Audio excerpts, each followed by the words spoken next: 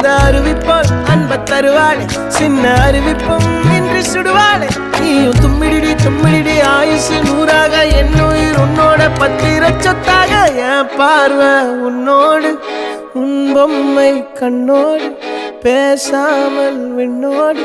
நாம் மிதந்து போவோம் காதாரா